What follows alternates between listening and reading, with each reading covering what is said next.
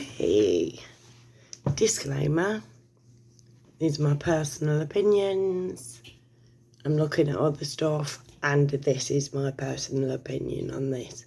I am not teaching you what to think.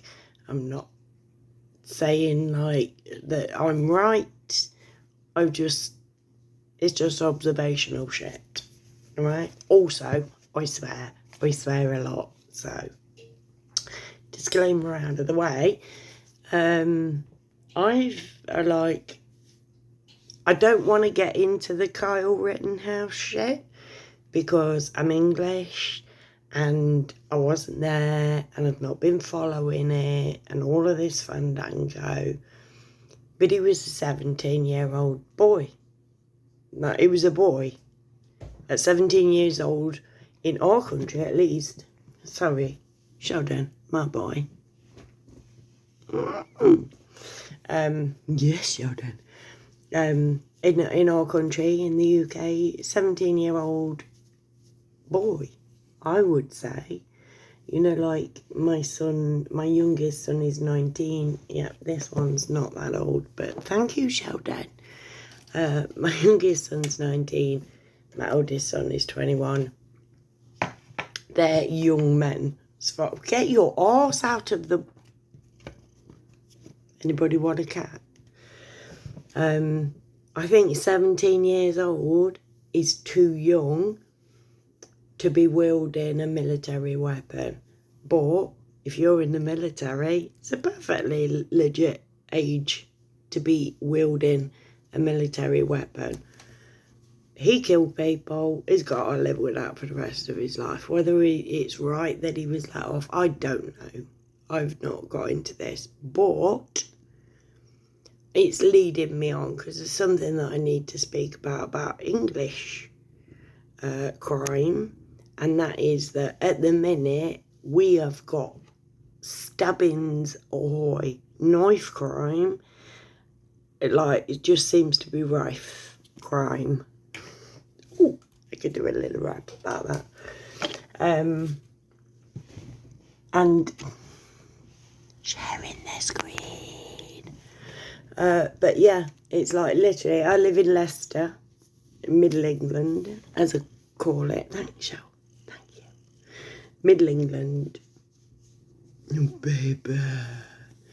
And like in Leicester, it's like man was stabbed, people were stabbed, someone was stabbed. It's like knife crime's gone effing nuts where I personally live in Leicester, right? And I've seen stuff coming out from other cities as well that like people have been stabbed and whatever. Imagine if people in England had guns. If you stab someone, trust me, I've been stabbed. I've also stabbed someone else. I don't mean that. Yes, I stabbed myself, right? And it is a weird experience. Like, you have to be in a fully violent mindset to stab someone. Or you need to be opening a packet of water pistols off a bit of cardboard. Like, went to get the old cable tie thing, went like that, boof, stabbed myself in the hand. I have 4 stitches there. I don't know, where are they? Like, I don't know if you can see, but I had 4 stitches because I stabbed myself in the hand. So I know what it's like to stab, and I know what it's like to be stabbed, and you don't know that it's happening, right? But you need to be in close proximity to do that shit, right? You have to be in a full-on rage with somebody to do that. To fire a gun, you just need to look at what you want to shoot and shoot it. It's a different thing. Knife crime, as I said, is rife crime right now in the UK, right? But if we had guns, oh my God, people would be dying so bad, so often, because it is so much easier to just point a gun and go boof than it is to go up and put a knife through somebody's flesh and actually end their life like that. So I ain't saying that England people are harder than American people. Sorry, I ain't, no, because there is nothing hard about hurting somebody else. In fact, it just says that you're not comfortable with yourself. If you go out and you end somebody else's life, something's wrong with you. If you go out and hurt somebody on purpose, there's something wrong inside you. Normal people don't do that. I would be interested to know if anybody's gone into the psychological state of this Kyle Rittenhouse dude. Because who the fuck says, here you go, 17-year-old child, you take this fucking gun and leave my house. You know, it's like, R.I.P. Ezra, but who takes the fucking, who takes a 9-year-old kid to a fucking Rage concert? Do you know what I mean? It's like, there's so much at the minute that just makes no sense. And do you know why?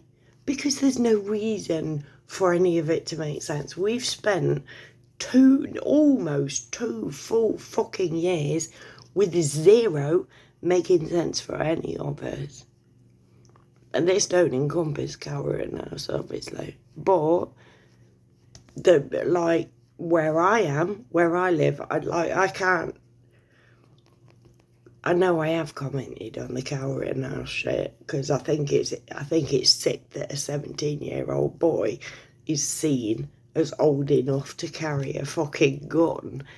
I think that's sick, personally. I think that a 17-year-old boy shouldn't hold a knife either. You know, if you, at that point in your life, you've got hormones, you're going through fucking puberty, for fuck's sake. You should not be in control of a deadly weapon. I'm going through puberty on the other end. I'm going through menopause. Don't give me a fucking knife or a gun either. Trust me, mate. Do you know what I mean? Obviously, at my age, it's like you get to the point where you can rationalise shit and go, hold on a minute, you're talking fucking bollocks without wanting to stab or shoot somebody. But at that end of puberty, when you're going through puberty, it's literally, do not go, here you go, you can say anything, you can do anything, you can literally, the world's your oyster, mate. Here's a fucking gun. Here's a knife. Delroy. That sounded racist, didn't it? Because that's a black name. You know what I mean? Like, no. Here's a knife in England. Here's a knife, Paul. Like anybody calls anybody Paul anymore. But it was a white name. And Delroy isn't a black name. It's just a name I learnt from when I was young. But literally saying to somebody, here's a weapon when you're in your teens, allowing teens to have a weapon. And apparently there's some police dude somewhere that said, again, opinion, just reiterating it, that this is all my opinion. Don't hate me, don't send death threats, please. Well, I've had them before. It's no new. But like saying to somebody like, right, okay, yeah, this police dude said carry a knife if you're scared about being bullied online or something like that, in some what they call them things, convention type thing. Like he was doing a presentation, he said carry a knife if you're scared that you've been bullied online. Carry a knife. A police person told people to carry a knife. Now, I don't know whether you remember back at the beginning of this video, but I told you I'd got a knife, stabbed myself in the hand, 4 stitches. It's so easily fucking done. So I can say from the recipient of a stabbing and the perpetrator of a stabbing exactly what a stabbing feels like. When you're being stabbed, you don't know. It feels like you've been punched. When you're stabbing, it's not like going through all the sinew. You just feel like you're stabbing.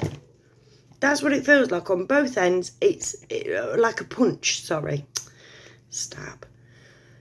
It just feels like you're being punched, like that, right? And that's what it feels like from both fucking sides. And I can tell you for a fact, because I've done it to myself.